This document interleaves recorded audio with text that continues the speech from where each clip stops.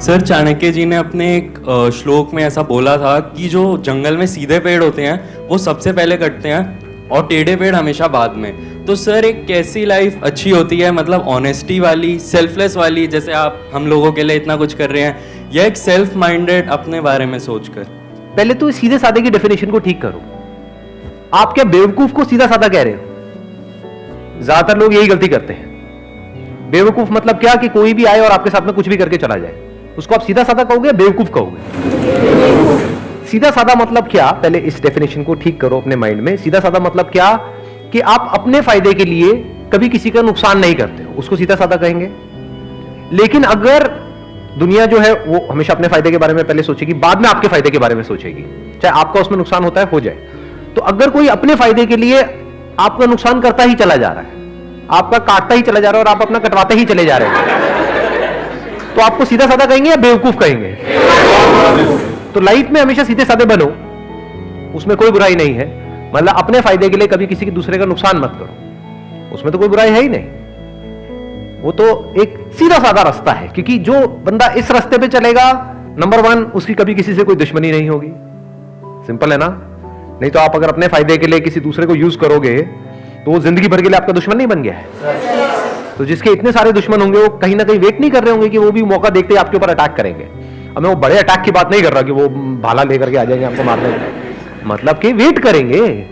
अगर आप अपने फायदे के लिए उसका नुकसान करोगे किसी का भी, आपका अपने ऊपर रख करके देखो, अपने फायदे के लिए कोई आपका नुकसान कर देता है, उसके ऊपर जिंदगी भर के लिए गुस्सा नहीं आएगा?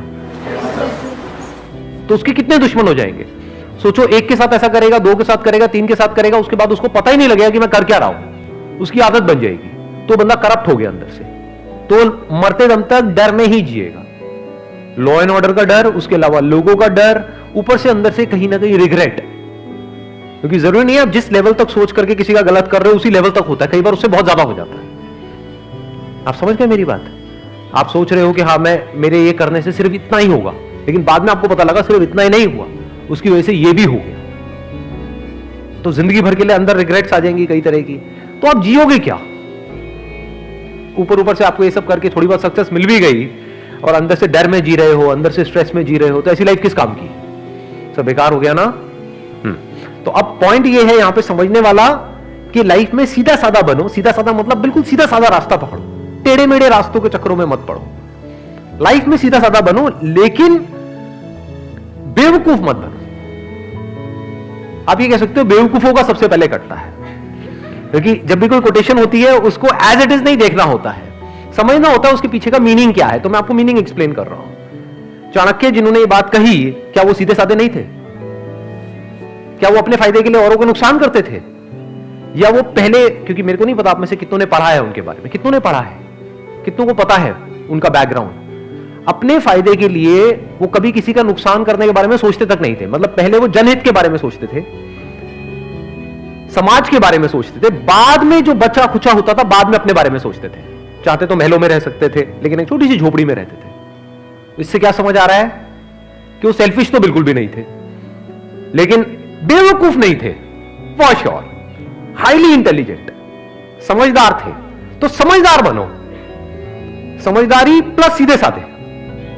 हाँ, कोई आपके ऊपर अटैक करने के लिए आ रहा है, तो अब समझदारी किसको कहेंगे? कि अपने आप को बचाओ या वहां पर आराम से खड़े हो जहां मार ले कोई? समझदारी किसको कहोगे? कि अपने आप को बचाओ। अब वहां से भागना है या उससे लड़ना है या सही टाइम का वेट करना है उससे लड़ने के लिए, इसको समझदारी कहते हैं।